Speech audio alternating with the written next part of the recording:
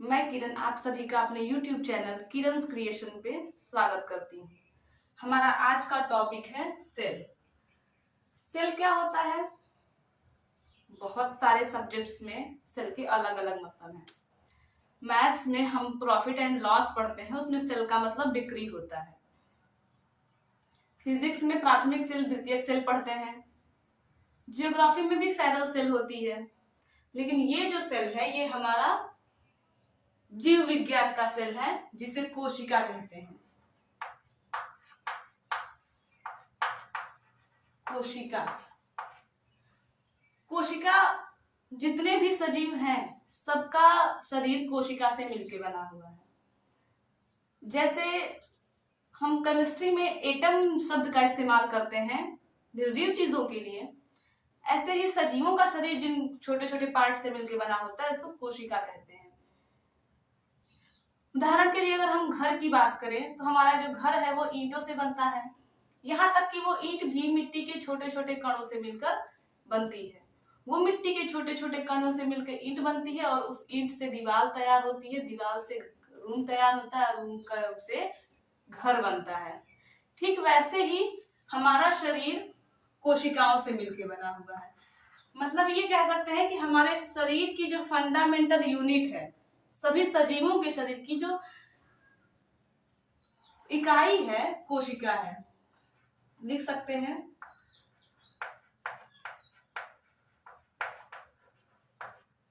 कोशिका सभी सजीवों के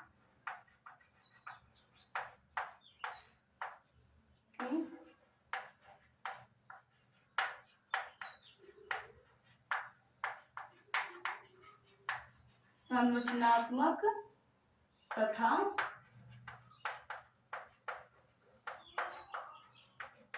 क्रियात्मक इकाई है।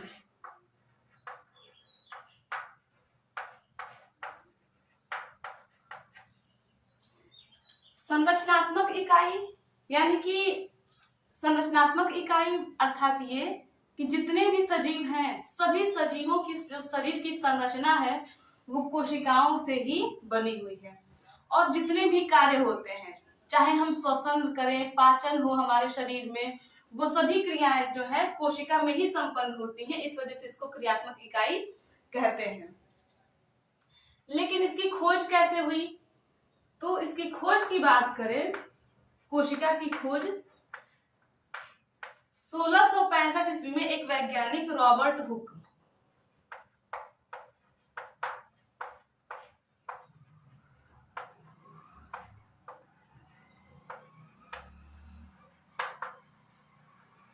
इन्होंने 1665 ईस्वी में कोशिका की खोज की थी।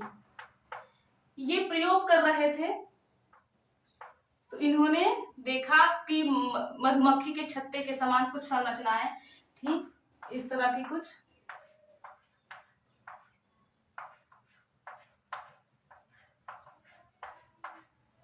इस तरह की संरचनाएं इन्हें दिखी। और इसके पूरी कोशिका नहीं दिखी इन्हें, केवल ये बाहर की जो कोशिका भित्ति है यानी कि जो सेल वॉल है वही दिखी। परंतु कोशिका की खोज का श्रेय जो है इन्हें ही जाता है। और ये जो कोशिका इन्होंने देखी थी कार्क में, लकड़ी के कार्क में, वो जो है मृत कोशिका थी। मृत कोशिका यानी कि डेड सेल। फिर सजीव कोशिका की खोज कौन किया? इनकी खोज के बाद प्रयोग तो होते ही रहे, लेकिन लगभग 9 साल बाद आए एक वैज्ञानिक Antony von Leeuwenhoek. Antony von Leeuwenhoek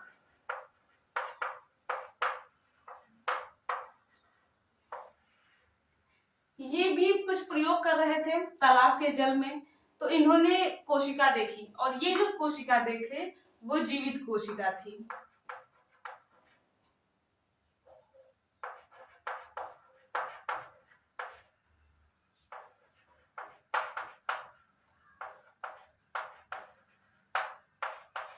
यानी कि लिविंग सेल थी। और ये कब देखे? 1674 ईस्वी में।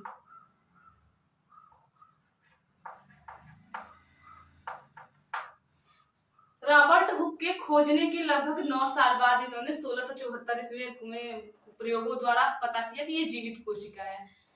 तो इसलिए इन्हें जीवित कोशिका की खोज करने का श्रेय दिया जाता है। और ये जो लीवेनहॉक है, इन्होंने ही एक कोशिकीय जीवों की भी खोज की, यानी कि ये यूनिसेलुलर जो सेल थी, एक कोशिकीय जीव यूनिसेलुलर जो ऑर्गेनिज्म, उनकी भी खोज की। और यहाँ तक इन्हें बैक्टीरिया के खोज का भी श्रेय दिया जाता है। इन्होंने बैक्टीरिया की भी खोज की थी। कि जो कोशिका से ही सभी सजीव बने हुए हैं, जितने भी सजीव हैं सभी कोशिका, चाहे प्लांट्स हो, एनिमल्स हो, कोई भी हो, सब कोशिका से मिलकर बने हुए हैं। अतः इन्हें हम फंडामेंटल यूनिट ऑफ लाइफ कहते हैं।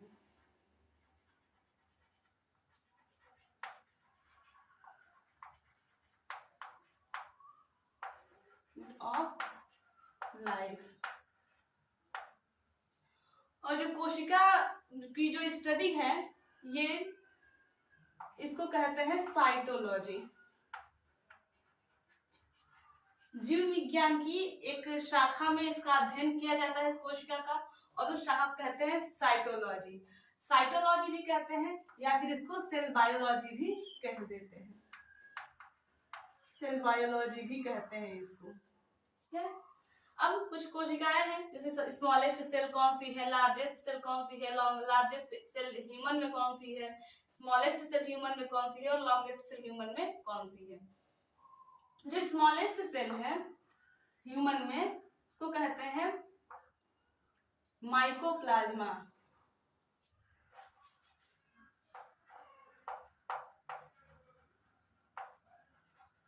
माइकोप्लाज्मा, और इसको पीपीएलओ भी कह देते हैं। पीपीएलओ का फुल फॉर्म होता है प्लूरो न्यूमोनिया लाइक स्ट्रक्चर। अभी लिख देते हैं इसका फुल फॉर्म। जो लार्जेस्ट सेल होती है, जो ये ऑस्ट्रिच यानी शुतुरमुर्ग का जो अंडा होता है, वो सबसे बड़ी कोशिका होती है। तो यहां लिख सकते हैं egg of ostrich. Largest cell in human, यानी कि मानव के शरीर की सबसे बड़ी कोशिका कौन सी है। जो ओवम होता है, महिलाओं में बनता है ओवम, यानी इसी को अंडाणु कहते हैं, या फिर इसी को एग सेल भी कह देते हैं। Smallest cell in human body की सबसे छोटी कोशिका कौन सी है, स्पर्म, जो पुरुषों में पाया जाता है। स्पर्म यानी कि इसी को शुक्राणु कहते हैं। Longest cell in human, largest शब्द और लॉन्गेस्ट शब्द दोनों में अंतर है। ये सबसे बड़ी कोशिका पूछी जा रही है ह्यूमन में, और ये लॉन्गेस्ट यानी कि सबसे लंबी कोशिका। और सबसे लंबी कोशिका होती है नर्व सेल, यानी कि तंत्रिका कोशिका।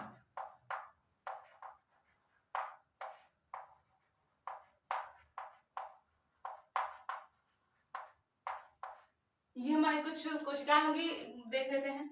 कोशिका की स्टडी साइटोलॉजी कहलाती है, तो सेल बायोलॉजी भी कहते हैं। और ये फंडामेंटल यूनिट है, क्योंकि इसी से हमारी आधारभूत संरचना बनी है। तो कोशिका नहीं तो कोई सजीव बनता ही नहीं, तो ये हमारी आधारभूत संरचना है, इस वजह से इसको फंडामेंटल यूनिट ऑफ लाइफ कहते हैं। स्मॉलेस्ट सेल माइकोप्लाज्मा, इसको पीपीएलओ भी कहते हैं। पीपीएलओ का फुल फॉर्म हो जाएगा, यहाँ लिख देते हैं प्लूरो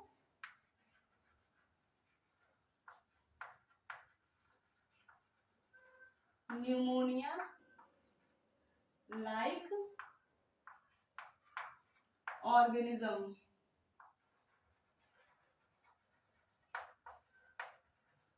ये पीपीएलओ है।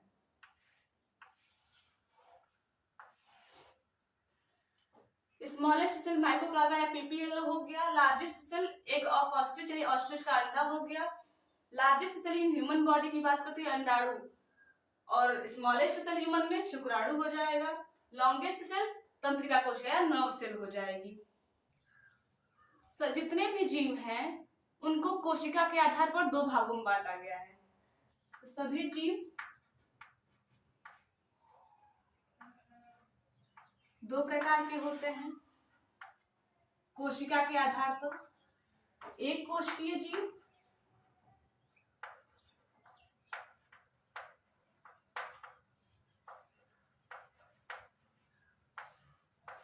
जिसे यूनिसेलुलर कहते हैं,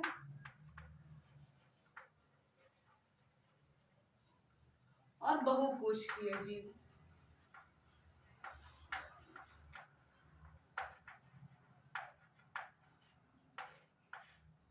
जिसको मल्टीसेलुलर कहते हैं।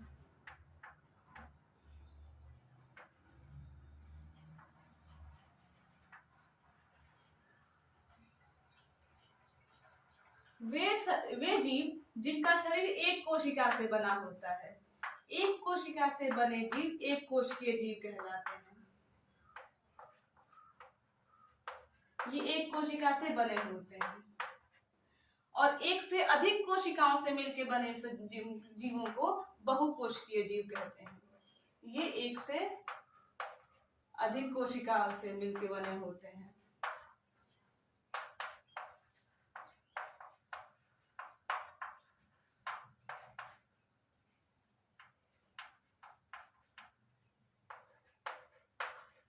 मिलकर बने होते हैं।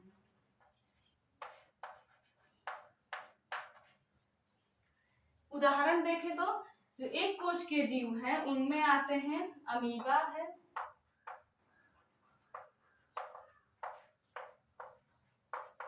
पैरामीशियम है,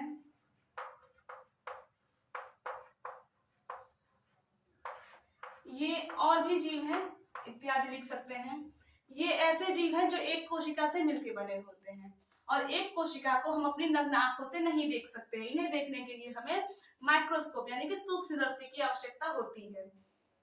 और ये बहुकोश के जीवों में जितने भी सजीव हैं जिनको हम देख सकते हैं वो बहुकोश के जीव होते हैं। जैसे इसमें मनुष्य भी आता है। मनुष्य का शरीर कोशिका से मिलकर बना हुआ है और एक कोशिका से मिलकर बना हुआ तो है नहीं, बहुत सारी कोशिकाओं से मिलकर बना हुआ, इसलिए मनुष्य जो है बहुकोश के जीवों में आता है।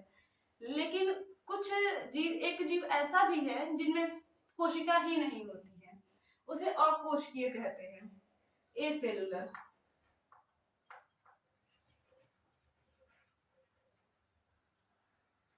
यानी अकोशिकीय।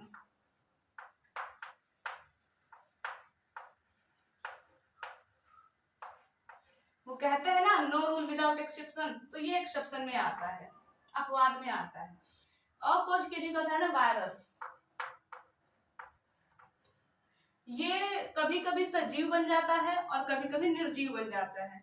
जैसे अगर इसको कोई होस्ट बॉडी नहीं मिली, मतलब अगर कोई लिविंग बॉडी नहीं मिली, तो ये अगर ऐसे वातावरण में पड़ा हुआ है तो ये निर्जीव होगा। और मतलब कह सकते हैं कि आउटसाइड द बॉडी ये होगा नॉन लिविंग। लेकिन अगर किसी जीवित शरीर में चला गया, जो किसी जीवित कोशिका में ये चला गया, तो ये हो जाता है लिविंग, यानी सजीव बन जाता है। इनसाइड द बॉडी अगर चला जाएगा तो ये बन जाएगा लिविंग। ठीक है।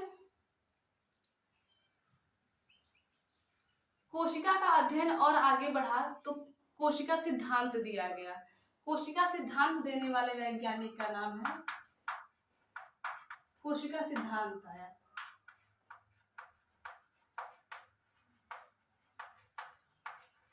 यानी कि सेल थ्योरी।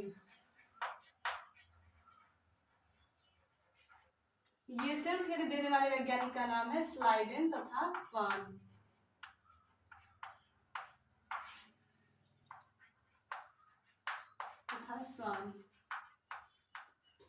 इन्होंने 1838 से 1839 में सेल थ्योरी दी थी, यानी कोशिका सिद्धांत दिया था। वो कोशिका सिद्धांत क्या था वो हम अगली कक्षा में पढ़ेंगे, नेक्स्ट क्लास में पढ़ेंगे। फिलहाल आज के लिए इतना ही रहने देते हैं। Thank you.